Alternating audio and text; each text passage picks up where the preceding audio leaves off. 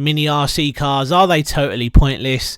Well, that's going to be the topic for today. Welcome back to More Beyond RC and the podcast. Now, the other day I was out reviewing a Relalo P12, which is a little 1/12 scale rally car.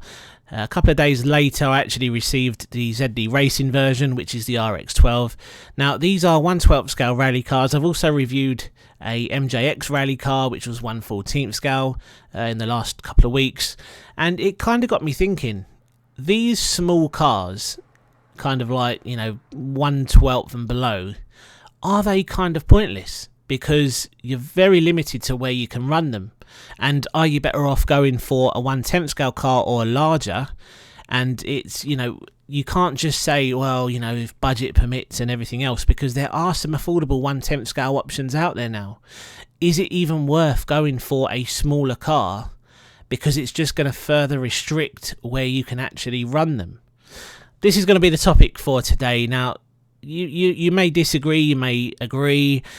I will tell you what I think at the end. Of course, there's some advantages and disadvantages of going for a smaller RC car compared to a 1/10 scale RC car and above. Are they pointless? Well, I don't think they're pointless. I think it depends really on what you want to do. It really does depend on what you're looking to get out of the hobby. So what we'll do first is take a look at some of the advantages of mini RC cars, then we'll have a look at the disadvantages. Now, I think one of the best things about a mini RC car is portability. Now, if you're someone who's constantly on the move, you want to throw something in your bag, your backpack, and pretty much take it anywhere, then of course mini RC cars, 1/12 scale, 1/14 scale, 16th scale, 1/18 scale, all of those smaller cars are going to benefit you because it will give you that ability to pretty much take them anywhere. And usually the batteries will be smaller and everything will just be much easier to transport. You won't get that with the larger cars. With the 1/10 scale and above cars, you're going to have a little bit of an issue sometimes if you don't drive and you have to use public transport, for example. It could be a bit more difficult. That's definitely, I think, the main advantage of a smaller RC car is the portability side of things. Now, of course, mini RC cars are also really cool indoors or in your backyard or in your garden.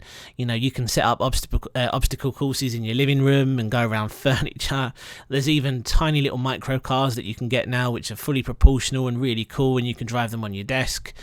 This is a huge advantage when outdoor conditions are bad, like it's raining, snowing, icy cold out there, and you just don't want to go out there, but you want to enjoy the hobby. You can just set something up indoors and kind of have some fun with it. Mini RC cars are also more budget friendly compared to the larger stuff in general. I mean, you can get some decent cars which are 1/10 scale and kind of fall into the budget category, but mini RC cars are generally more affordable and to purchase and maintain compared to larger models. Parts and upgrades are also a little bit cheaper sometimes as well, and then you kind of have to talk about accessibility for beginners. Because they're smaller, they're often slower, which makes them, slightly more ideal to newcomers into the hobby, especially kids looking to get into the hobby. It's much easier to give a kid something that's small and slow, which, they're not really going to go out and break straight away. One of the best examples I can give is like a HBX or a high boxing 16889, and anyone who's ever heard or seen of the 16889, you'll know that even in its brushed form, not the brushless one, the brushed one, if you give that to a kid, that thing is a tank. And it may be slow and everything else, but it will hold up. And that's a 1/16 scale, and something like that is way easier to operate. It's less intimidating compared to a larger sort of 1/10 scale and above. Now we need to talk about skill development as well, because especially with kids, operating mini RC cars is going to help improve hand-eye coordination, fine motor skills and everything else, problem solving abilities. Now I've got an autistic child, and handing him the controller or transmitter of a 1/8 scale or 1/10 scale RC car is almost always going to end in tears. Now my youngest boy, if I give him, again, I do have quite a few of the FTX tracers and the high boxings. If I give him a high boxing out in the garden, he's really going to enjoy that. Even if he hits the throttle and he's full throttle, it's really not going very fast. And especially when it comes to skill development, I think for kids, something like a mini RC car would be really cool. Now, let's talk about versatility, because while they're kind of great to use indoors and on sort of, nice terrain, hobby grade mini RC cars are capable of handling some light outdoor sort of rough terrain as well. But I think it will depend on where you're looking to run. If you're looking at crawlers and stuff, then yeah, of course you can find some nice rocky areas and run them and everything else. But I think they're not as versatile as some of the larger stuff, sort of 1/10 scale and above. But look, all of these, advantages, of course there's going to be some disadvantages as well, for going for something that's small compared to going for something that's slightly bigger. We're going to cover some of those now, because I think they're definitely worth talking about. Now, let's talk about durability first of all. Now, cheaper toy grade-ish, bordering onto hobby grade mini RC cars, they sometimes have more fragile components which will break easier, especially if you're being a bit rough with them. Some of the sort of slightly more expensive hobby grade mini RC cars are designed to be much more robust. And again, I'm going to use the high boxing stuff as an example. The HBX 16889 again is designed, when you look at the quality of the plastics and you look at how much abuse those little cars can take, yes, they may be slightly more expensive, but you are getting a proper hobby grade mini RC car that will handle all of the abuse that a kid can throw at it, for example. Another disadvantage I would say is limited outdoor capability, because if you're running on rough terrain or you're looking to run on rough terrain, something small probably isn't going to get the job done. Generally smaller cars will lack the power of a larger car, and if you want to go blasting it off of very rough terrain through puddles, high speed, all that sort of stuff, then I would say you're probably better off looking at something slightly larger compared to the smaller stuff. Obviously, you've less power and speed generally you're going to get from these smaller cars. Yes, of course you can upgrade them and everything else, but if we're just looking at ready to runs, mini RC cars, generally have smaller motors, smaller components. You won't be getting the same performance, and the raw power that you would get from a larger RC car, for example.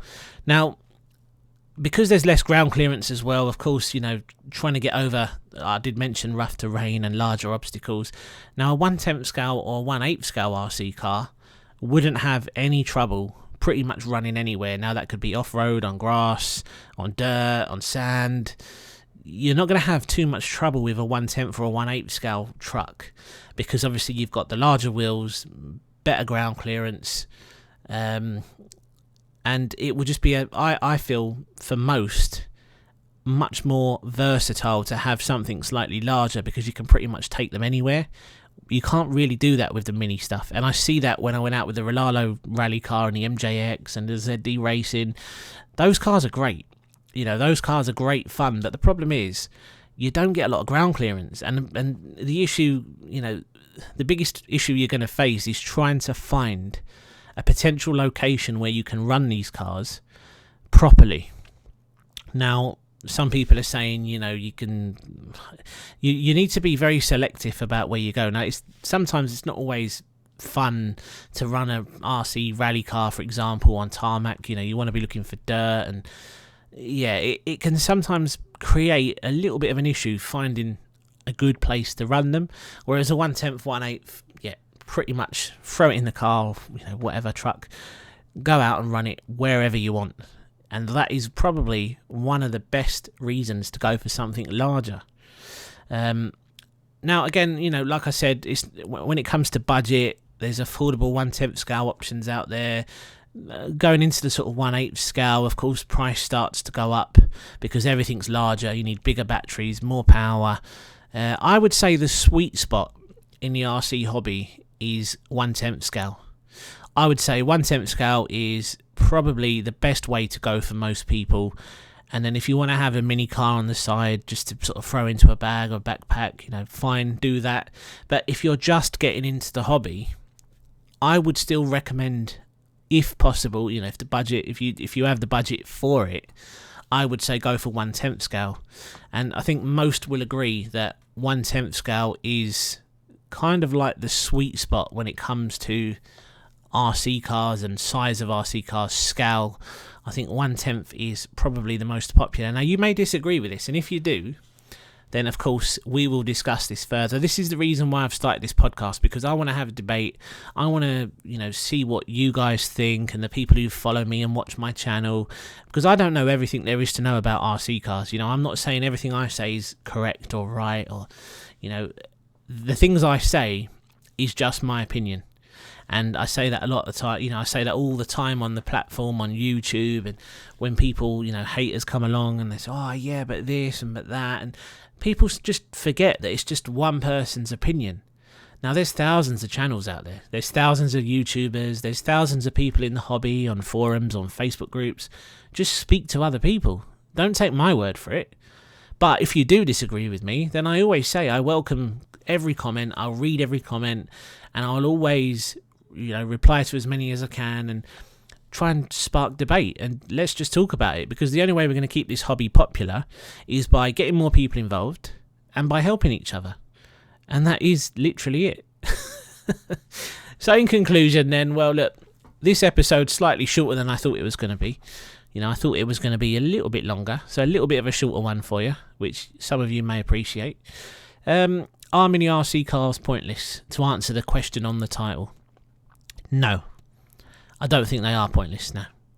Now, they offer a fantastic opportunity for people to get into the hobby. Let's say a fantastic entry point into the hobby.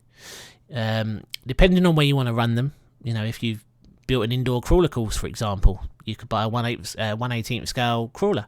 Depending on where you're looking to run your first RC car or whatever, I think that is really going to make a difference about what you go for. Now, if you've got endless amounts of space, you've got a massive backyard, or you drive and you can get to some really cool locations and dirt areas and stuff like that, then I would say go for something larger.